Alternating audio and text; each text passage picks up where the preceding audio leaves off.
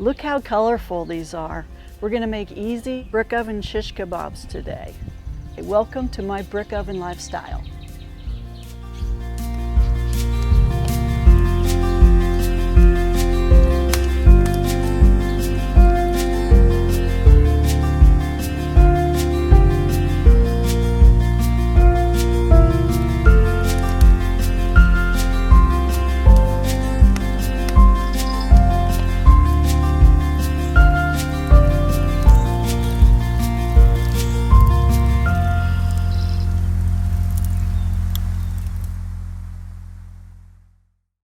So we're going to make easy brick oven shish kebabs today, and I have Mia here with me to help me. Yes. I've known her since really before she was born, forever. She's like a daughter. Yeah. So Mia's helping me today. She also does a lot of behind the scenes stuff for me too, and prepares food and all that stuff. So we're gonna start today by putting the shish kebabs together. Okay. The ingredients that we are using today, and I picked these out because they're some of my personal favorites, and I hopefully Mia's too.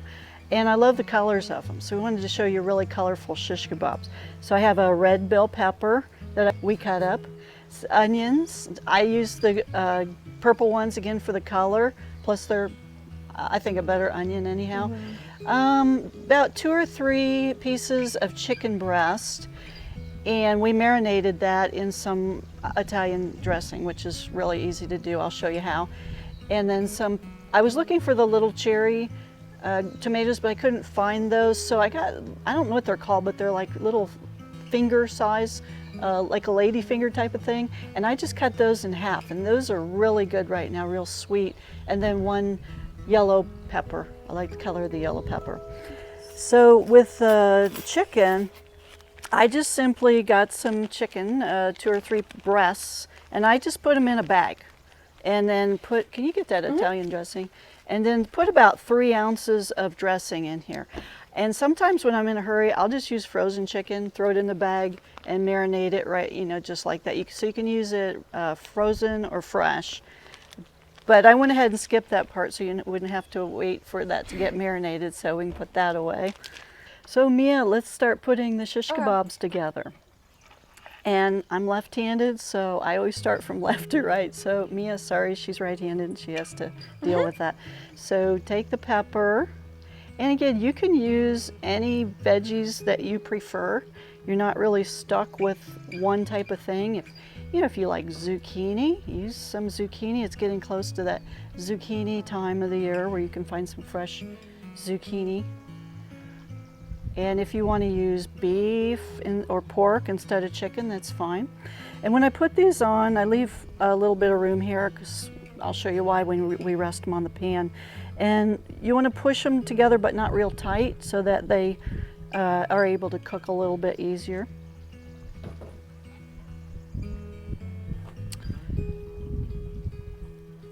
Reaching over each other here, sorry. No, you're good. So what are some of your favorite veggies, Mia?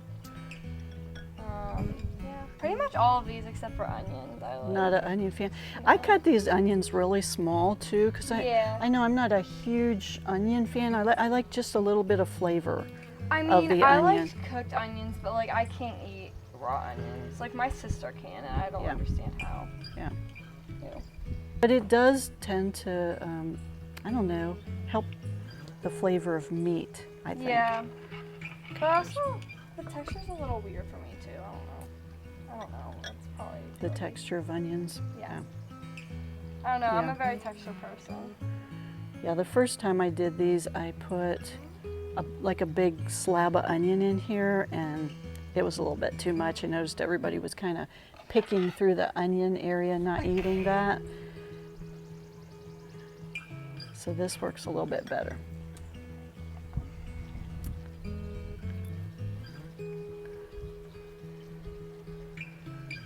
So are you guys growing corn this year on the farm? Yes, we're doing sweet corn in our front field. Cool. Yes. Actually, Mia lives right behind me on the farm. Yes, this is that actually their is. field that's behind our house. So we have to be nice to each other and get along. Yeah. I can walk here. I really wanted.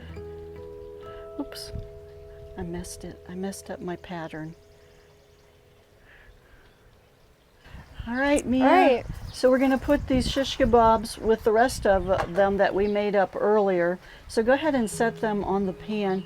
I'm using a 9x13 dish. It's sort of like a lasagna dish. It has the edges on it. And the reason that I'm doing that is this recipe calls for some water underneath of it as it cooks. And I like it because it helps keep everything more juicy as it cooks. And I like these types of shish kebabs also. You want to bring that pan? Actually, let's just set the pan on top of here. I like these shish kebab skewers. They're 12 inches long, which go nice with this pan. And I like the flat edge because then they don't roll a lot when they're sitting here, except for this one. Yeah, there's a couple that. There's always, what'd you do to that, Mia? It's depending on how you put the stuff on. I don't know. It's always something. So we spread them out like this so that they can cook evenly. I like to keep my pieces of things similar that I'm cooking so they cook evenly. These are about 1 inch each, the pieces that we cut up here for all the fruits and the chicken.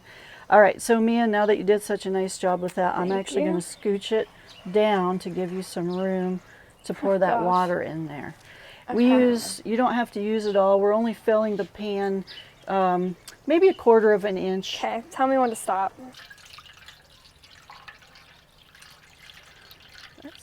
That's pretty good. I just flooded the whole thing.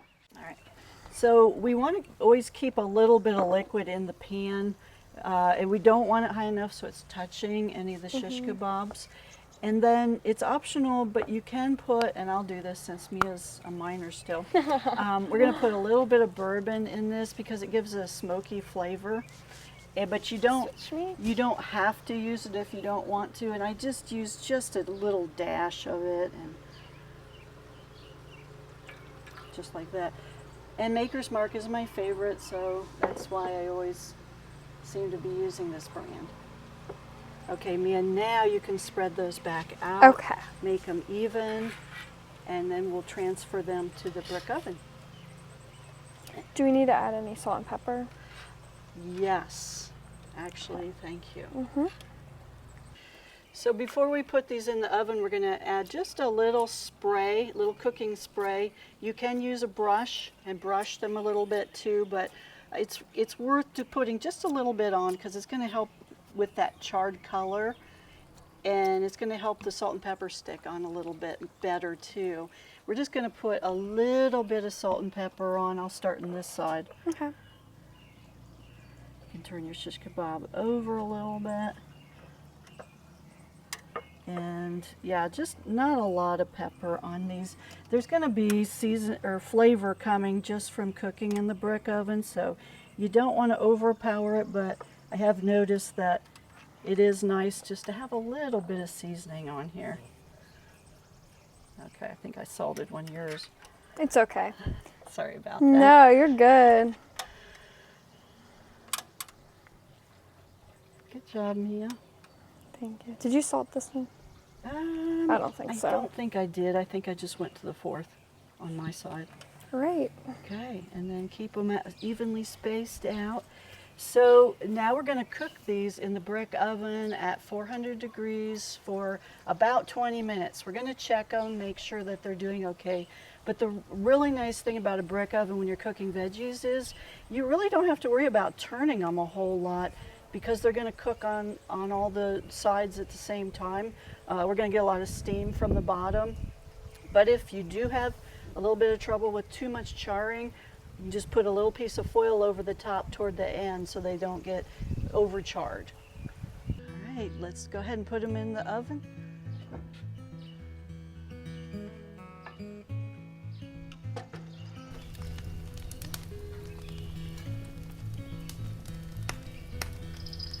Mia is wearing her UGG gloves for this. We'll keep them a little farther away from the flame because we're really just trying to cook with the heat of the brick. So we'll rotate them a little bit as they cook.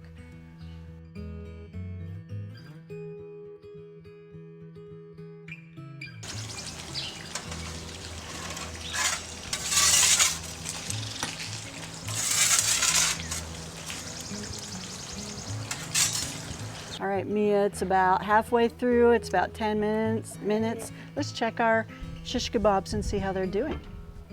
Oh, they look very nice. This is kind of where they should be at this point. You can see the tomatoes are starting to wilt a little bit maybe.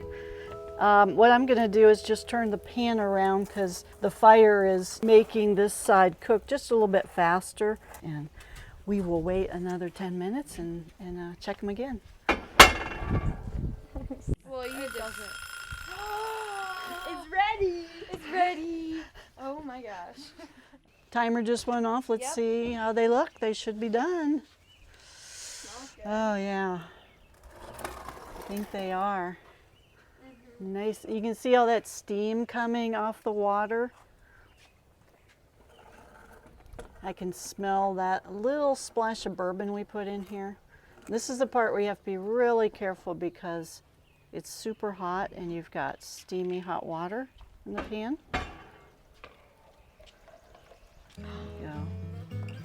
There we go. It smells so good. You smell it? Yes. For real, do you smell that little Yes. kick of bourbon I put in there? Yes. You can smell it. It has a nice smoky smell. Mm-hmm. So you notice how everything's just kind of, I don't know, what do you call it? Shriveled up. Shriveled up a little bit. We don't want it cooked too much, but we still want it just a little bit crispy, but not too much. And the chicken should be nice and juicy. Always make sure that the chicken is thoroughly done. It needs to get up to that 165-degree temperature, but I can see by just looking this and making this recipe a lot that we're good right there.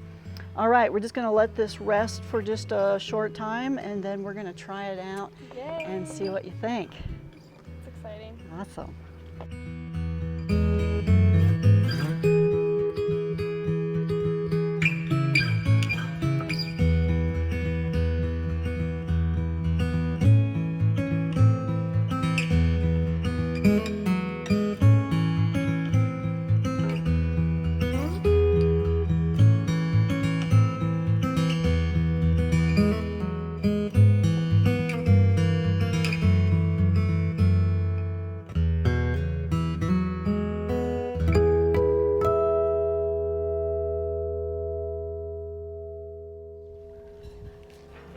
I know. Sometimes I just leave them on the skewer and eat them separate. Sometimes I just pull them off.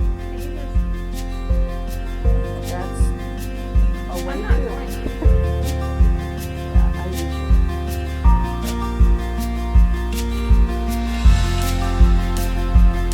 See how the chicken is kind of falling apart.